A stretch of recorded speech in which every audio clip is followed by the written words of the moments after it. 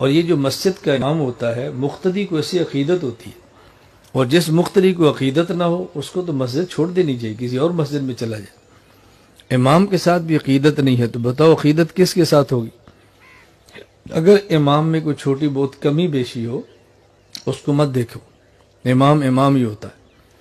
اور آپ یہ بات ذہن نشین فرما لو کہ امام عشاء کی نماز پڑھائے اور اس کے بعد 2 سنت اور 3 وتر پڑھے اور سو جائے، اور پوری رات سوتا رہے، نہ تسبیحات پڑھے، نہ تلاوت کرے، نہ ذکر کرے، نہ تہجد پڑھے، اور صبح اٹھ کے 2 رکعت سنت پڑھے اور فجر کی جماعت کرا دے، اور اس کے پیچھے کا جو مقتدی ہے وہ عشاء کے فرض پڑھے، پھر سنت پڑھے، پھر نفل پڑھے، اور پوری رات کھڑے ہو کے قرآن کی تلاوت کرے، پوری رات، اور پوری رات 1 کروڑ روپیہ صدقہ کر دے، اور صبح پھر امام کے پیچھے نماز پڑھے۔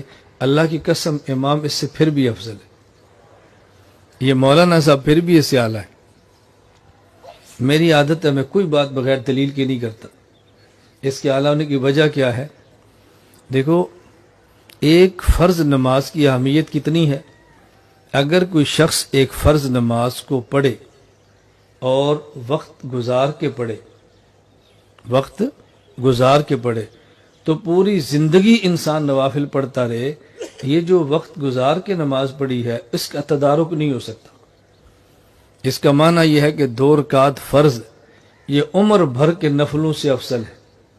آدمی اگر 2 رکعت فرض پڑھ لے اور ایک طرف 2 رکعت فرض نہ پڑھے، اور آدمی 2 لاکھ نفل پڑھ لے تو 2 رکعت فرض کی برابری نہیں ہو سکتی۔ تو فرض کتنے اعلیٰ ہوتے ہیں، فرض کا مقام کتنا زیادہ ہے۔ اور ایک جماعت کے ساتھ فرض پڑھیں، اللہ اس پر 27 فرضوں کا اجر عطا فرماتے ہیں۔ یہ گنتی آپ نے کرنی ہے، میں نہیں کروں گا۔ امام عشاء کی نماز پڑھائے، پیچھے 1000 مقتدی ہوں، تو امام ہر مقتدی کو 27 فرضوں کا اجر ملے گا، اور امام کو 27,000 فرضوں کا۔ اور امام صبح فجر کی نماز پڑھائے تو ہر مقتدی کو 27 فرضوں کا، اور امام کو 27,000 کا۔ 27 اور جمع 27 54,000۔